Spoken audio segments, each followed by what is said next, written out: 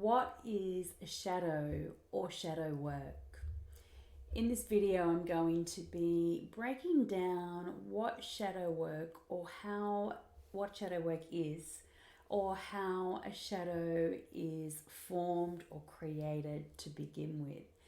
To give you an idea and an understanding, to break the feeling of perhaps heaviness or fear, or feeling like shadows or shadow work is and can be scary or daunting, and letting you know that it is something that is able to transform the way that you look at yourself and the way that you show up and behave as well.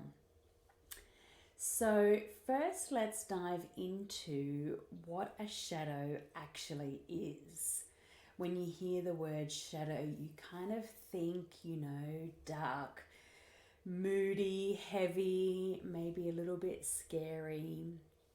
And a shadow really is perhaps a thought, a feeling, an emotion or an experience, something that you are not totally aware of.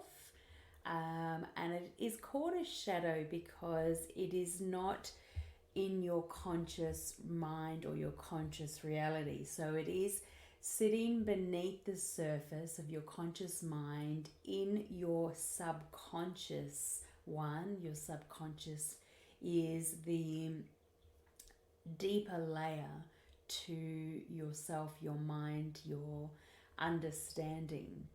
And so things like,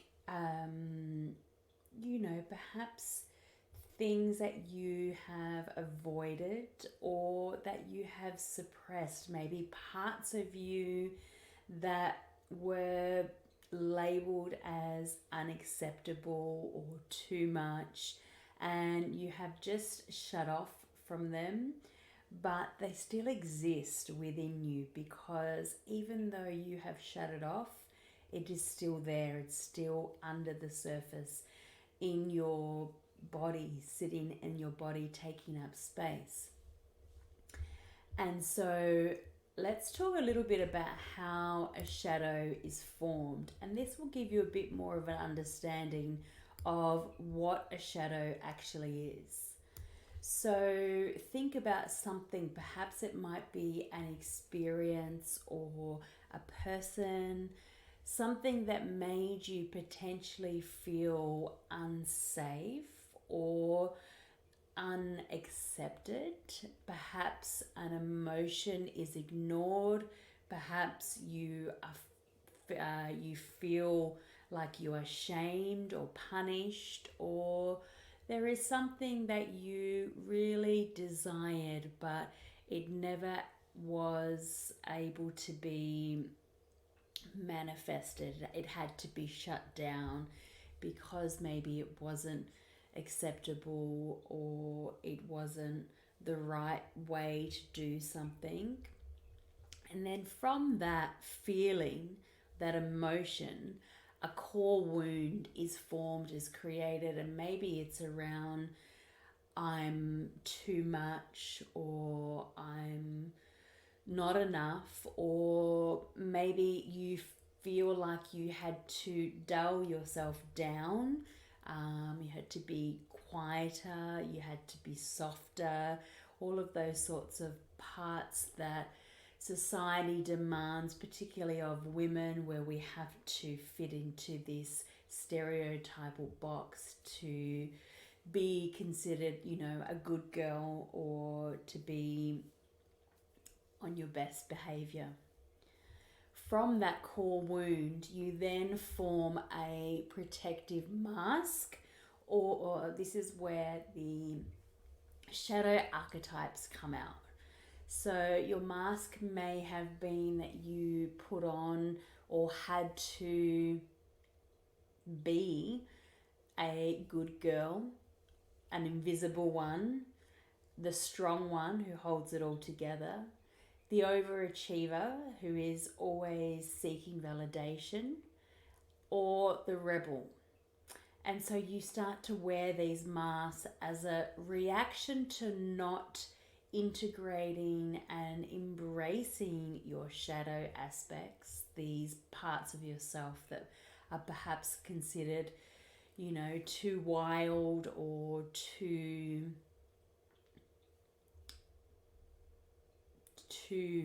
naughty, or they're just not accepted. It's just not accepted to embrace these parts of yourself.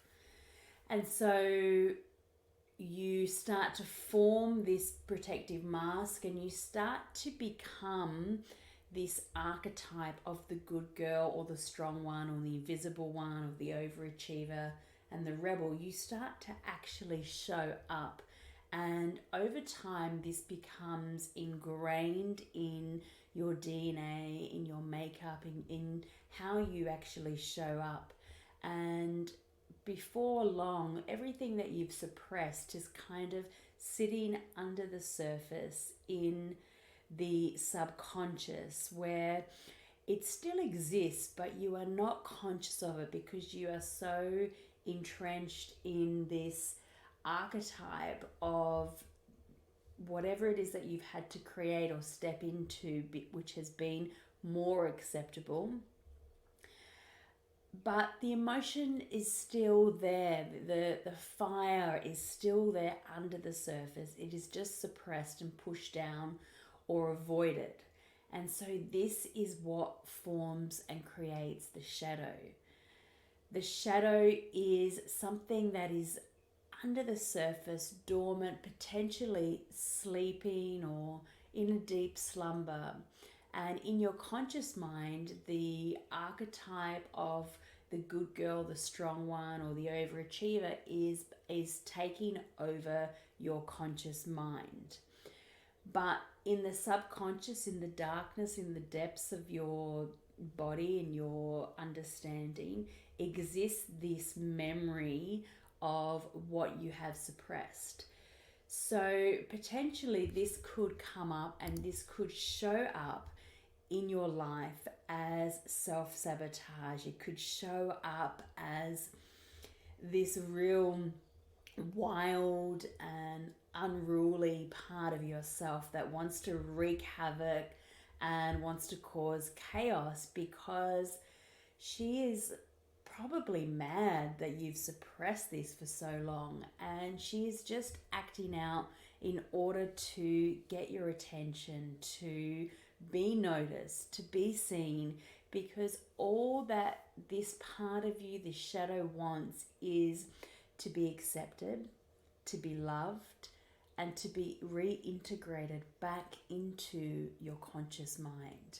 And when this happens, this is when your shadow dissolves, when you start to bring awareness and acceptance to these parts of yourselves that you have potentially shut off or ignored or avoided, suppressed. When you start to give this awareness, then the shadow starts to move out of your subconscious into your conscious, and it no longer is a shadow anymore, because it has come out of the darkness, out of the shadow of yourself, and it is coming out into the light, where it can be dissolved, where it can be understood with compassion and acceptance instead of judgment or shame or guilt or anything that is not anything that doesn't really allow you to embrace it. So the feelings of the shame and the guilt is probably what forced it to become a shadow to begin with. So that is a little breakdown for you about what a shadow is and how to start going about bringing your shadows into the light in a way that is safe and allows your shadows to actually be seen.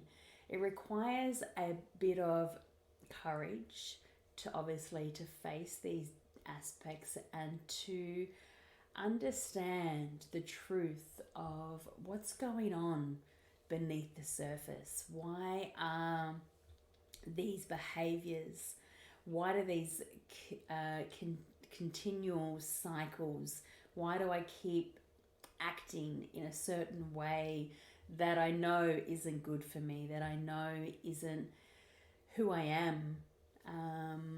And I've experienced this, and I know it is difficult, or it can be difficult. It can feel a little bit daunting to embrace and to visit your shadows, to bring your shadows up to the surface. But please know that in doing so, it will allow you to become more whole, will allow you to become more of you, of who you truly are, and not the shadow that's living out, that's living, that's controlling you. And it will allow you to feel lighter, freer, more open. And when you become more open, then you are able to become a magnet for more of your desires and tune yourself into a frequency that is higher, because the frequency of your shadow is lower, and it will always keep you unbalanced or out of alignment with your heart's true desires. So this is the reason that we do shadow work, that we work on these hidden parts of ourselves, and we do it in a way that really allows you to feel safe and to feel seen, and eventually to feel empowered by this information and this self-awareness. And so this is a lot of the work that we do at my signature retreat, Raw, Wild and Free. And I have a new retreat that's happening on April 3rd to 5th next year, 2026. And I've just opened the doors, so there are only 8 spots available. If you're wanting to come and join me, it is in Trentham, Victoria, and it is for 3 days on April 3rd to 5th. Please reach out to me if you would like to receive the amazing early bird offer that I currently have in store for you, and to be able to be welcomed into a safe space where you can start to go a little bit deeper beneath the surface and dive into your subconscious, into understanding what perhaps needs to be brought into the light so that you can evolve, expand, and open your heart more.